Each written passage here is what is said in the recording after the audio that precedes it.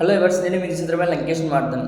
మనం చెప్పిన విధంగానే మనకి అల్పపీడనం వాయుగుండంగా మారి ఆ వాయుగుండం వచ్చేసి మనకి ఈరోజు సాయంకాలం సమయానికి అల్పపీడనంగా మారి ఆ అల్పపీడనం వచ్చేసి మనకి ఒడిశా వైపుగా కొనసాగే అవకాశం ఉందని మనం గత వీడియో చెప్పడం జరిగింది.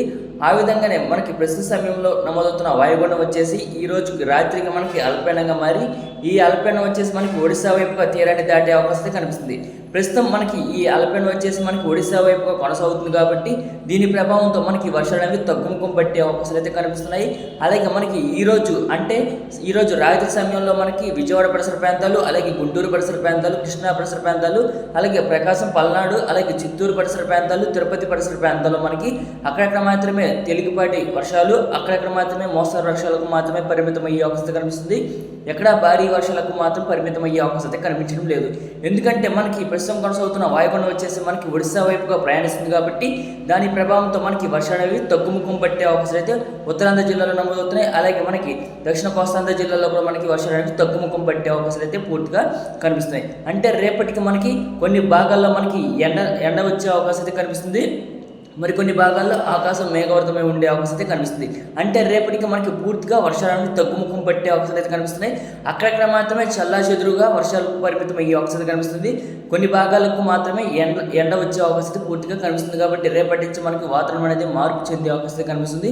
అలాగే మనకి ఆగస్టు 21 నుంచి మనకి పూర్తిగా పొడి వాతావరణం అనేది కొనసాగే అవకాశం అయితే కనిపిస్తుంది. మనం గత వీడియోలో చెప్పడం జరిగింది. మనకి ఆగస్టు 20 నుంచి మనకి వర్షాలు అనేవి తగ్గుముఖం పట్టే అవకాశాలు అయితే పూర్తిగా కనిపిస్తున్నాయని చెప్పడం జరిగింది. ఆ విధంగానే మనకి ఆగస్టు 20 నుంచి మనకి ఆంధ్ర మరియు తెలంగాణ రాష్ట్రంలో పొడి వాతావరణం అనేది కొనసాగే అవకాశం అయితే పూర్తిగా కనిపిస్తుంది.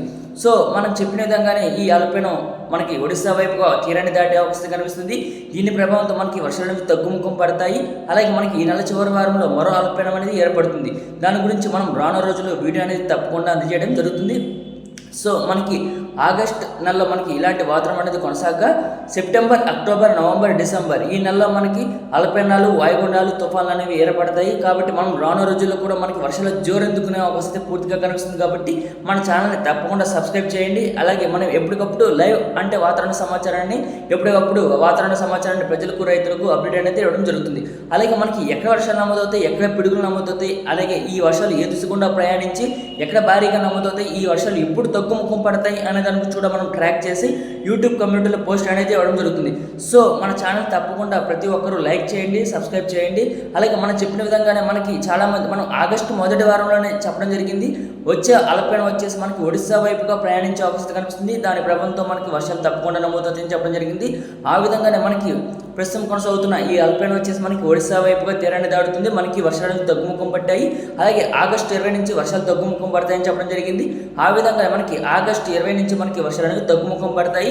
అలాగే ఆగస్టు చివరి వారంలో మరో అల్పపీడనం అనేది ఏర్పడుతుంది. దాని గురించి కూడా ట్రాక్ చేసి మనం రేపటి వీడియోలో తప్పకుండా అందజేయడం జరుగుతుంది.